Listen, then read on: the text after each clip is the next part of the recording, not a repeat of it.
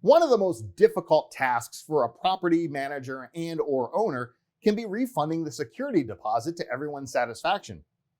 Anyone is elated when they can issue a full refund because the tenant has left the property in excellent condition, complied with their rental agreement, and paid their rent in full. Unfortunately, there are times when deductions must be made for loss of rent and damages. However, steps can be taken to optimize a successful reconciliation between all parties. Step 1. Start before the tenant moves in.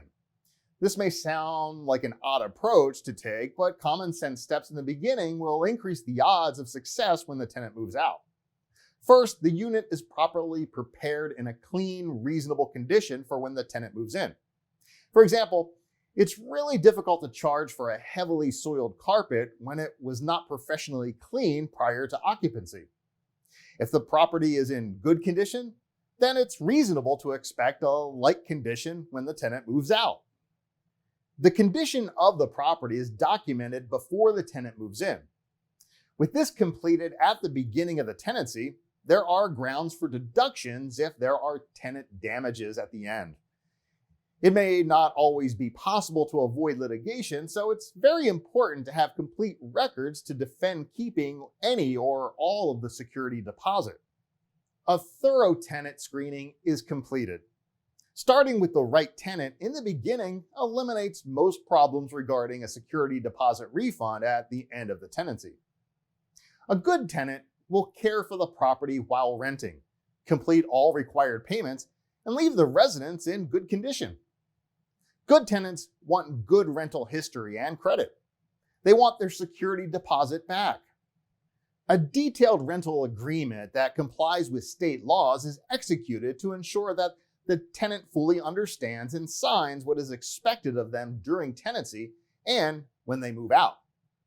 Proper documentation details what rent is due until the end of the tenancy, when rent is to be paid, and what condition is expected of the property when they move out.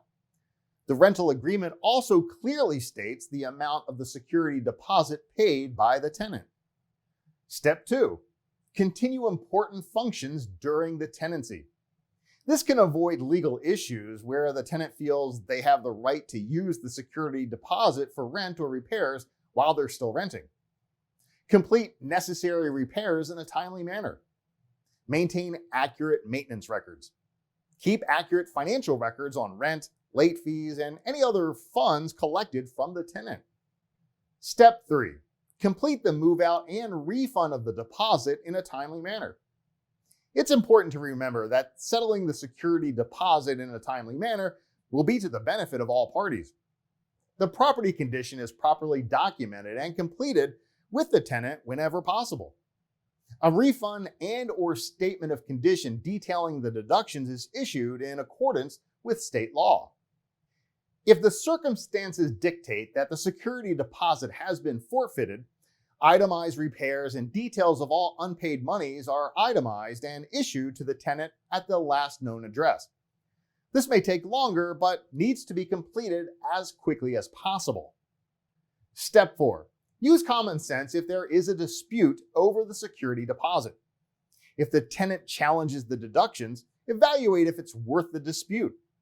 Sometimes even a compromise will settle the matter. It's important to remember that a legal action can be more costly than simply refunding the amount challenged. Most tenants do not dispute the loss of their security deposit when they owe more than they paid. If they do, we consult an attorney and discuss your options with you based on their advice. Handling a security deposit is not always easy. By taking the right steps from the beginning of the tenancy until the end, we find the success rate much, much higher.